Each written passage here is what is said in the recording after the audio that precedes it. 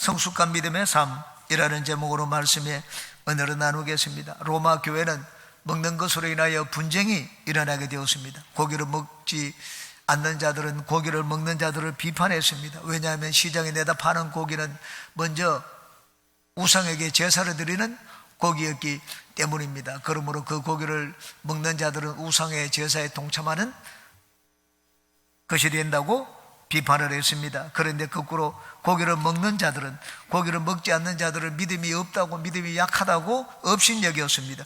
하나님이 주신 것이 다 선하신데 믿음과 기도로 거룩하여지는데 왜 그것을 먹지 못하느냐, 그렇게 업신여겼습니다. 그래서 고기를 먹지 않는 자들은 자기들의 믿음이 거룩하다고 주장을 하고, 고기를 먹는 자들은 자기들의 믿음이 훨씬 더 강한 자들이라고 주장을 했습니다. 오늘날도 우리 믿는 자들 가운데 논쟁이 일어날 때 종종 믿음을 가지고 논쟁을 많이 합니다. 너는 왜 믿음이 없느냐, 왜 그렇게 하지를 못하느냐, 그렇게 나무라기도 하고 책망하기도 합니다. 왜 믿음이 중요합니까? 성경은 23절 말씀에 분명하게 보여주고 있습니다. 믿음으로 하지 아니한 모든 것이 죄이기 때문입니다. 우리는 모든 시간을 믿음으로 살아야 합니다. 우리가 믿음으로 사는 삶에서 서로가 다투지 않고 서로 윈윈 하기 위해서는 우리의 믿음이 성숙한 믿음이 되어야 됩니다. 바울 사도는 여기서 우리의 믿음이 성숙해져야 될 것을 보여주고 있습니다. 그럼 성숙한 믿음은 어떤 믿음입니까? 세 가지를 같이 살펴보고 은혜를 나누겠습니다. 첫 번째, 성숙한 믿음은 모든 것을 하나님께 맡기는 믿음입니다.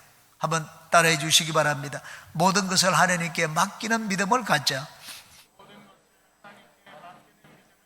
우리가 믿는다는 말을 할 때 그것은 사람을 믿는 것도 아니고 무슨 제도를 믿거나 나라를 믿는 것도 아닙니다. 하나님을 믿는 것을 말합니다. 왜 하나님을 믿습니까? 하나님 같은 분이 없기 때문입니다. 하나님만큼 자비롭고 선하시고 인자하신 분이 없습니다. 그래서 우리는 하나님을 믿습니다. 또한 능력이 하나님 같은 분이 없습니다. 내 힘으로 안 되고 내 주위에 나를 도와줄 사람이 없을 때 우리가 하나님께 나아가면 하나님은 우리에게 은혜를 베풀어 주십니다. 그래서 우리가 하나님을 믿고 하나님께 인생을 맡기는 것입니다. 또한 하나님은 모든 것을 다 알고 계십니다. 나도 알고 너도 알고 나의 안고 일어서는 것, 그리고 내 마음속에 있는 것도 하나님은 환하게 알고 계십니다. 나보다 나를 더 잘 아시는 분이 하나님입니다. 그래서 우리는 인간관계에 문제가 있을 때 모든 것을 바르게 처리하여 주시는 하나님께 내 문제를 맡깁니다. 하나님은 은혜 베풀 자에게 은혜를 베푸시고 심판받을 자에게 하나님은 마땅한 심판을 내리십니다. 하나님만큼 공의로운 재판관이 없기 때문에 우리가 내 힘으로 안 될 때 모든 것을 하나님께 맡깁니다. 이것이 바로 하나님을 믿는다는 말의 의미입니다. 그러므로 성숙한 믿음은 나에게 일어나는 모든 일, 크고 작은 일들을 하나님께 맡기는 믿음입니다. 판단하는 것도 하나님께 맡기고 심판하는 것도 하나님께 맡기는 믿음이 성숙한 믿음입니다. 4절입니다.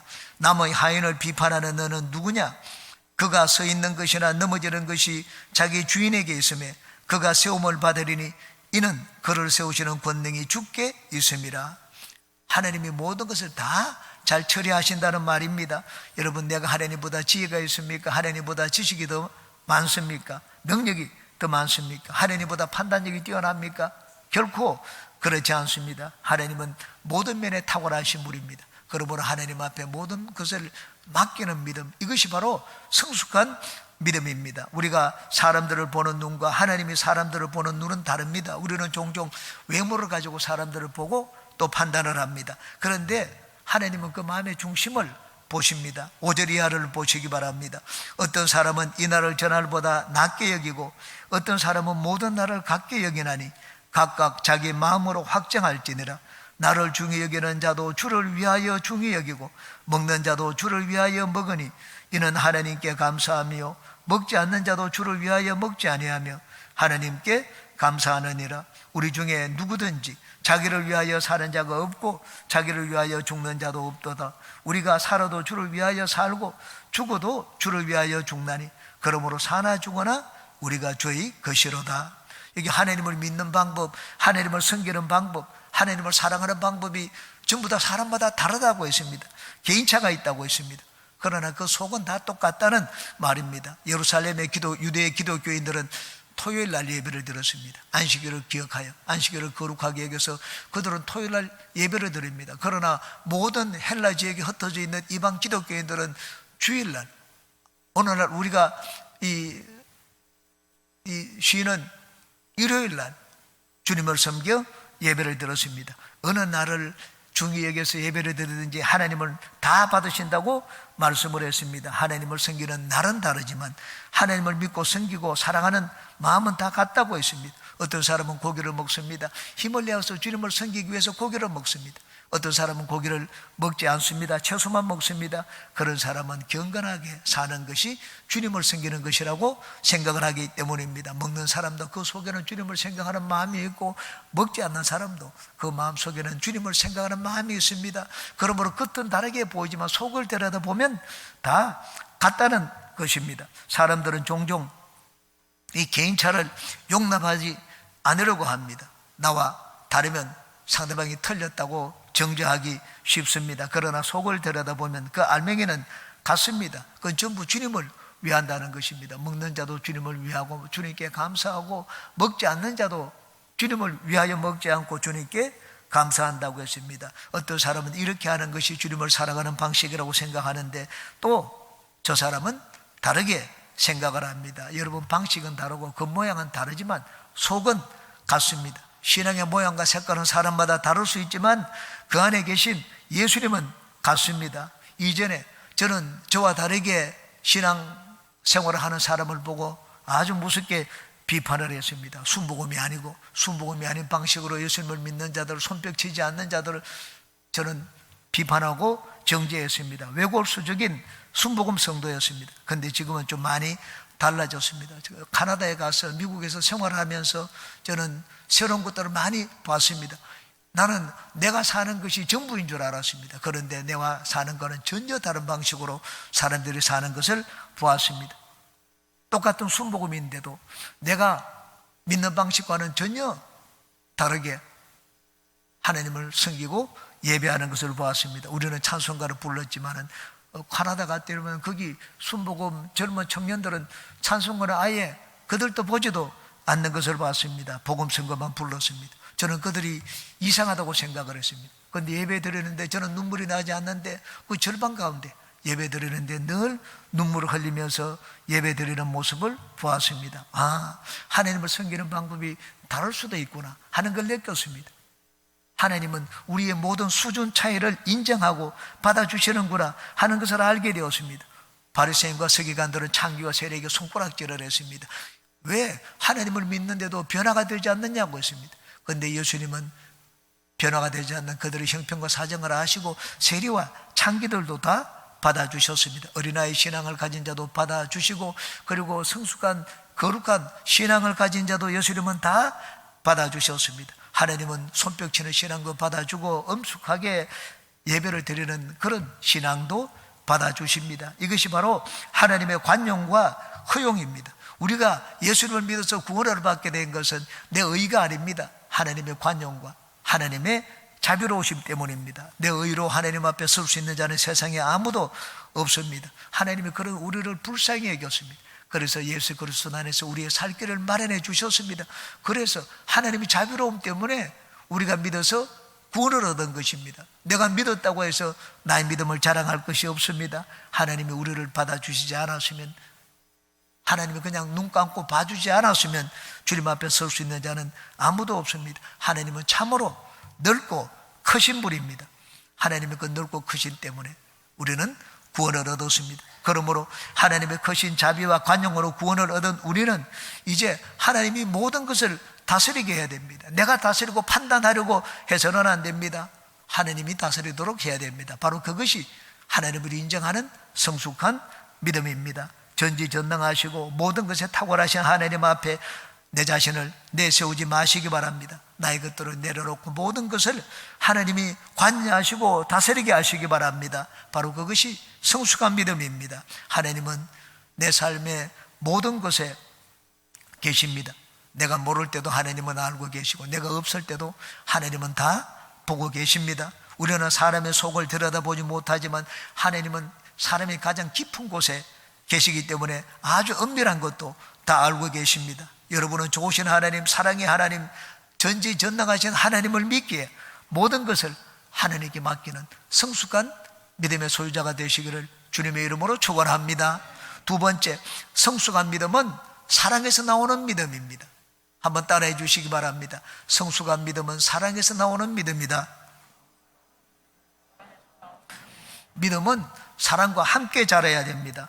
흔히 사랑을 믿음의 완성이라고 합니다. 그것은 믿음을 완전히 먼저 믿음으로 출발하고 난 다음에 신앙이 어느 정도 자라서 그 다음 사랑의 옷을 입는 것을 말하는 것이 아닙니다. 믿음은 시초에 출발할 때부터 사랑으로 출발하는 믿음이 되어야 됩니다. 바울 사도는 고린도전서 13장에서 사랑이 결여된 믿음을 아주 무섭게 책망을 했습니다. 내가 사람의 방언과 천사의 말을 할지라도 사랑이 없이는 소련하는 구리와 울리는 꽹과리가 되고, 내가 예언하는 능력에 의해서 모든 비밀과 모든 지식을 알고 또 산을 옮길 만한 모든 믿음이 있을지라도 사랑이 없으면 내가 아무것도 아니요, 내가 내게 있는 모든 것으로 구제하고 또 내 몸을 불사르게 내줄지라도 사랑이 없으면 내게 아무 유익이 없느니라고 말씀을 했습니다. 여러분, 믿음이 자라고 난 다음에 그 다음 사랑이 그 위에 덧입혀지는 것이라면 바울 사도는 이 사랑이 없는 믿음을 무섭게 책망을 하지 않았을 것입니다. 만약에 믿음이 먼저 있고 그 다음에 사랑이 덧입혀지는 것이라면 바울 사도는 고린도 교인들에게 말을 했을 것입니다. 야, 이제 너희가 믿음이 어느 정도 자랐구나, 이제는 그 뒤에 사랑을 갖추어야지, 그렇게 말했을 것입니다. 그런데 바울 사도는 그렇게 말하지 않았습니다. 고린도 교인들의 사랑이 결여된 믿음을 무섭게 비판하고 책망을 했습니다. 그것은 사랑이 결여된 믿음은 출발할 때부터 잘못 출발한 믿음이기 때문입니다. 그런 믿음은 다른 사람을 살리지 못합니다. 교회 유익을 가져오지를 못합니다. 15절 말씀 보시기 바랍니다. 만일 음식으로 말미암아 내 형제가 근심하게 되면 이는 네가 사랑으로 행하지 아니함이라. 그리스도께서 대신하여 죽으신 형제를 내 음식으로 망하게 하지 말라. 먹을 수 있는 믿음이 있다고 해서 먹는 것, 그건 형제들을 믿음으로 막 자라게 만드는 것이 아니라 그를 오히려 실족하고 죽이는 것이라 그렇게 말씀을 했습니다. 사랑은 상대방의 유익을 구하는 것입니다. 내가 좀 손해를 보고 양보를 하더라도 상대방을 살리는 것이 사랑입니다. 19절 보십시오. 그러므로 우리가 화평의 일과 서로 덕을 세우는 일을 힘쓰나니. 화평하게 하고 덕을 세운다는 말은 상대방의 유익을 생각한다는 말입니다. 바로 이것이 사랑에 기초한 성숙한 믿음입니다. 그러므로 성숙한 믿음은 막 나를 자랑하고 나를 내보이는 믿음이 아닙니다. 오히려 나를 숨기고 자기를 희생하는 믿음입니다. 상대방이 혹시 상처를 받을까 봐서 알더라도 안다고 말하지 않고 그냥 감추는 것입니다. 내 주장이 올바를지라도 상대방이 마음에 상처를 받을까 봐 그것을 강하게 주장하지 않는 것이 사랑입니다. 바울 사도는 모든 것을 먹을 수 있는 믿음이 있었습니다. 그러나 그것 때문에 상대방이 시험이 든다면 나는 평생 고기를 먹지 않고 포도주를 마시지 않겠다고 했습니다. 주님이 일을 하고도 얼마든지 정당한 사례를 받을 수가 있었습니다. 왜냐하면 하나님은 일하는 자에게 망을 씌우지 않기 때문입니다. 그런데 사례받는 일로 성도 가운데 시험이 들어 교회를 등지는 자가 있다면 나는 사례를 받지 않겠다, 그렇게 얘기를 했습니다. 바울 사도는 상대방의 유익을 생각해서 상대방을 이렇게 세우기 위해서 자기의 모든 권리 주장을 포기를 했습니다. 그렇지만 그 마음속에 믿음이 없는 것이 아니었습니다. 바울 사도는 무엇이 옳고 그르며 어떤 것이 믿음인지 분명히 알고 있었습니다. 22절 보시기 바랍니다. 내게 있는 믿음을 하나님 앞에서 스스로 가지고 있어라. 자기가 옳다 하는 바로 자기를 정죄하지 아니하는 자는 복이 있도다. 믿음이 있다고 해서 그 믿음을 마음대로 사용하다가 상대방을 실족시키면 너는 하나님 앞에 심판을 받는다. 그 믿음을 감추고 그냥 나타내지 않아도 상대방을 생각해서 그냥 속으로만 믿음을 가지고 있어도 하나님이 다 알아준다고 했습니다. 믿음이 없이 사는 것은 안 됩니다. 왜냐하면 바로 그 다음 절에 말하기를 믿음으로 하지 아니하는 모든 것이 다 죄라고 했습니다. 바울 사도는 말을 할 때도 믿음으로 하고 생각도 믿음으로 하고 모든 행동을 할 때 바울 사도는 믿음으로 했습니다. 그렇지만 믿음을 사람들 앞에 보이거나 막 자랑하지를 않았습니다. 그냥 하나님 앞에만 가지고 있었습니다. 유대인에게는 유대인처럼 행동을 하고 이방인에게는 이방인처럼 행동을 했습니다. 마치 하나님 없는 것처럼 행동을 했습니다. 그러나 그 마음속에 믿음이 있었습니다. 그것은 한 영혼을 구원하기 위해서 자기의 주장을 버린 것입니다. 바울사도는 믿음이 무엇인지 몰라서 그렇게 한 것이 아닙니다. 바울사도는 고기를 먹지 않겠다고 했는데 믿음이 약해서 먹지 않은 것이 아닙니다. 믿음이 약한 성도들을 위해서 먹지 않겠다, 그렇게 얘기를 했습니다. 그러므로 여러분은 사랑으로 주의 사람을 살리고 덕을 세우는 믿음의 사람이 되시기 바랍니다. 여러분, 사랑이 무엇입니까? 사랑을 너무 거창한 것으로 생각하지 마십시오. 사랑은 나의 유익을 구하지 않는 것입니다. 사랑은 내가 손해보는 것입니다. 아픔을 겪어야 된다면 내가 대신 아픔을 겪는 것이 사랑입니다. 다른 사람을 웃게 만들고, 다른 사람을 행복하게 만들고, 다른 사람을 좀 더 잘되게 만들어주는 것, 이것이 사랑입니다. 우리가 구원받은 구원은 어떤 구원이며 우리가 믿는 믿음은 어떤 믿음입니까? 하나님의 희생적인 사랑으로 말미암아 우리가 구원을 얻었습니다. 그러므로 구원과 믿음과 사랑은 결코 무관한 것이 아닙니다. 하나님께서 아들을 내어주신 사랑이 없이는 우리가 구원을 받을 수 없는 믿음으로 구원을 받았습니다. 우리가 예수님의 그 사랑을 알기 때문에 예수님을 믿었습니다. 우리가 믿는 믿음은 예수님의 사랑에 감동을 받은 믿음입니다. 예수님의 사랑을 알기에 우리는 예수님을 믿되 확실하게 믿습니다. 사랑을 느끼지 못하는 자는 확실하게 믿지를 못합니다. 세 번째, 성숙한 믿음은 신앙의 본질적인 것에 매달리는 믿음입니다. 한번 따라해 주시기 바랍니다. 신앙의 본질적인 것에 매달리자. 먹고 마시는 것은 신앙의 비본질적인 것입니다. 17절을 보십시오. 하나님의 나라는 먹는 것과 마시는 것이 아니요 라고 했습니다. 여러분, 먹는 것과 마시는 것은 신앙의 본질적인 것이 아닙니다. 그런 것들은 이렇게 해도 좋고 저렇게 해도 좋습니다. 고기를 먹자고 하면 그래, 같이 먹자. 오늘은 고기를 먹지 말자, 채소만 먹자. 그래, 그러면 채소만 먹자. 그렇게 하는 것이 좋습니다. 나는 죽어도 고기를 못 먹겠다, 나는 채소만 먹어야 된다. 그렇게 하는 것은 이 신앙의 비본질적인 것에 내 목숨을 거는 것입니다. 저는 결혼 초기에 종종 아내와 다투었습니다. 아내의 성격과 제 성격이 다르고 배운 이 자란 환경과 배경이 너무나 달랐습니다. 그래서 저는 아내를 저한테 맞추기 위해 가지고 논쟁을 많이 했습니다. 아내가 제 주장에 굴복하지 않으면 저는 아내 잠을 자도록 내버려 두지 않았습니다. 밤새도록 저한테 당신이 맞다, 당신 주장이 옳다, 그 말을 할 때까지 아내를 잠을 재워주지 않았습니다. 나중에 아내는 저와 다투면 항상 얘기를 했습니다. 당신 말이 맞습니다. 내가 잘 몰랐습니다. 그렇게 말을 하고는 나중에 혼자 가서 웁니다. 나중에 보면 항상 사과는 제가 먼저 했습니다. 잘못했다는 말은 최종적으로 제가 하는 경우가 많았습니다. 여러분, 이 아내가 저는 같이 살면서 지금 뒤돌아보니 아내는 이 진짜 결혼 생활의 본질적인 것이 무엇이며 비본질적인 것이 무엇인지 아는 현명한 자였구나 하는 그것을 느꼈습니다. 여러분, 여러 가지 주장 가지고 다투는 것은 그 신앙의 이 결혼 생활의 비본질적인 것입니다. 결혼 생활의 본질적인 것은 사랑입니다. 사랑하게 되면 내가 모든 것을 양보하고 내가 내려놓을 수가 있습니다. 상대방의 유익을 위해 가지고. 그런데 본질적인 것은 포기하면 안 됩니다. 제가 아내에게 여보, 내가 어디 가서 바람을 한번 피워볼까? 당신 생각이 그렇다면 그렇게 하세요. 그런 것은 잘못된 생각입니다. 그것은 신앙의 본질적인 것입니다. 이 사랑의 본질적인 것입니다. 본질적인 것에는 양보하면 안 됩니다. 우리는 본질적인 것에는 양보하지 말아야 되지만 비본질적인 것에 대해서는 목매달지 말아야 됩니다. 여기 신앙의 본질적인 것이 무엇입니까? 성령 안에서 의와 평강과 희락이라고 말씀을 했습니다. 그러므로 성숙한 신앙은 먹는 것에 관심을 두는 신앙이 아니라 성령 안에서 하나님이 기뻐하시는 것을 구하는 신앙입니다. 여러분, 사람이 사는 데 있어서 행복은 좋은 관계를 말합니다. 아리스토텔레스가 주장한 것이 행복론입니다. 그 아리스토텔레스는 우리 사람에 대해서 말하기를 인간은 사회적 동물이라고 했습니다. 사회적 동물의 의미가 무엇입니까? 관계를 갖고 사는 존재라는 것입니다. 그러므로 행복이 어디 있습니까? 행복은 나 혼자 사는 데서 오지 않습니다. 행복은 좋은 관계를 맺는 데서 내가 느끼고 누릴 수가 있습니다.